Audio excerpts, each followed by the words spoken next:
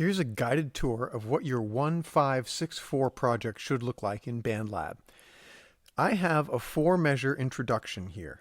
I've got the drum machine, which is set for a simple A pattern for 3 bars, and then a B pattern that is a drum fill for 1 bar. That brings me through my first 4 bars. It's just an introduction, so that's what I'm looking for you to do, some kind of an introduction. Now, you could just use your bass for the introduction, or just chords for the introduction. It doesn't matter what instrument you choose, but one of them is by itself for 4 bars. Then the chords and the bass should come in. I repeated the drum pattern. I went back to my A pattern, so I just called that up. And notice that my chords pattern down here is long. I have all of the notes being played long, and they are in inversions. I started with the 1 chord, that's C, in root position, and then I went to the 5 chord, that's G, and I kept the common tone, G, up top, and I moved the other 2 notes down. Then, for the 6 chord, for the A minor, I moved everything up by 1 step. Then I moved 1 note. That gives me 2 common tones when I went from the A minor to the F. Then I just punched that chord again and let it repeat.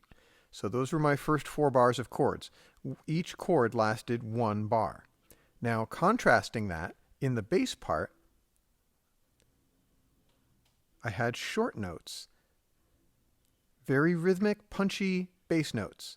That contrasts really nicely with the long notes in the chords.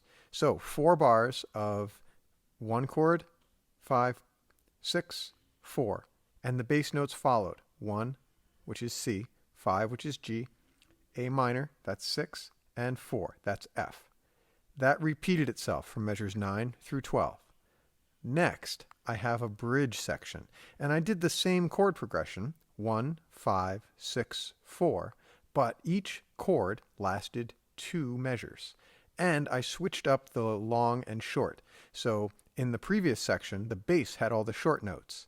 Now at measure 13, my bass is long. I held out that note C for 2 whole bars. Then I held out the G for 2 bars, the A for 2 bars, and so on. The chords, when I started, were nice and long. Now I made them short. I made them kind of punchy, so the bass and the chords switched rhythmic roles. I also wrote a brand new drum part, a C section part. So if you'll remember, A was my main part, B was the drum fill, and I only used that once. So now I'm into my C section, total of 8 bars. At the end of my C section, I put in another drum fill. Then to wrap it up, I just held out a C chord, nice and long in the chords part, and then the bass does all the notes C, over and over rhythmically. I went back to my A pattern, and I ended with an E section drum fill. Here's what the whole thing sounds like, and I want your project to be very much like this, following the form. That's the drum pattern that starts everything off.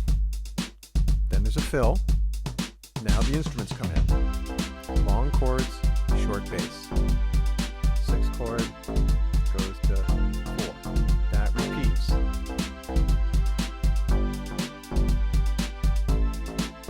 Now we're coming up to the bridge, measure 13. Bass is super long, chords get punchy. There's the 5 chord, lasts the whole 2 bars. 6 chord, that's A minor. Finishing on the 4 chord, drum fill, last section, just a C chord. Bass is just playing that note C over and over, and we come to our ending. That's it. So it's a long form song using all of the chords that you know, 1, 5, 6, and 4. Make sure you give some thought to the sounds that you choose, the effects that you use, and the levels that everything is set at. Save your work and turn in the link. Good luck and have fun with this project.